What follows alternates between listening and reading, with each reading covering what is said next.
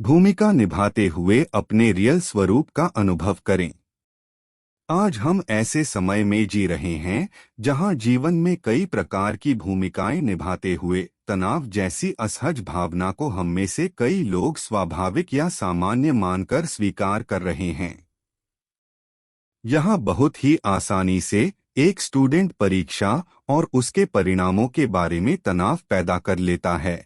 एक सर्विस करने वाला व्यक्ति अपने करियर से जुड़े लक्ष्य, उनके मैनेजमेंट और अपने परिवार के पालन पोषण के बारे में चिंतित हो जाता है, और एक रिटायर्ड व्यक्ति अपने स्वास्थ्य और फाइनेंस के बारे में सोचकर चिंतित रहता है।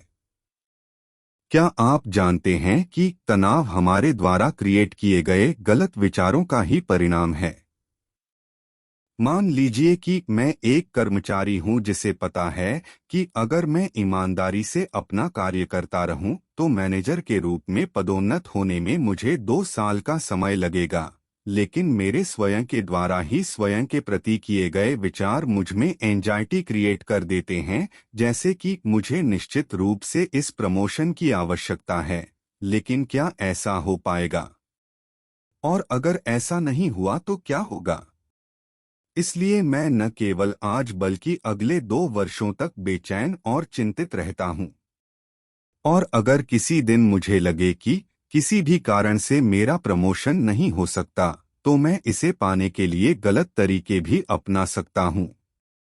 इस तरह मैं अपने आज के स्ट्रेस लेवल में चिंता, नकारात्मकता और अपराध बोध की परतें भी जोड़ देता हूं।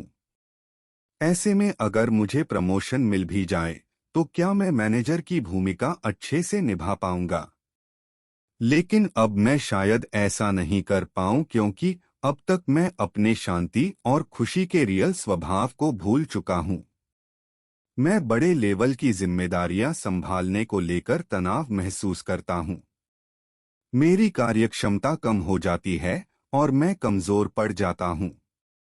इस तरह से मैं उस भूमिका के साथ न्याय नहीं कर सकता जिसका मैं इतने लंबे समय से इंतजार कर रहा था।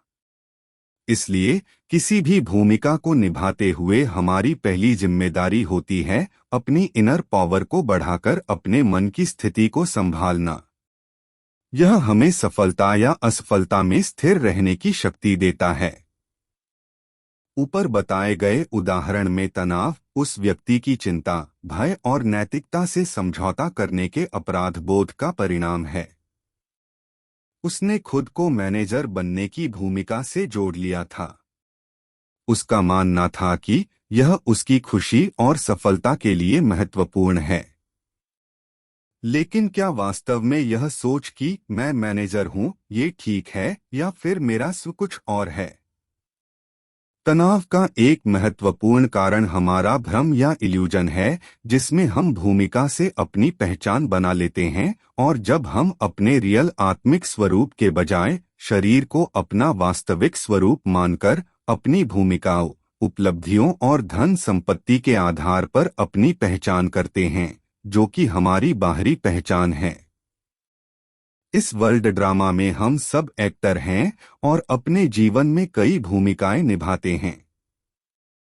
तो आइए निभाई जाने वाली भूमिकाओं से अपनी पहचान न करें और अपने इनर सेल्फ के सुंदर गुणों को न भूलें।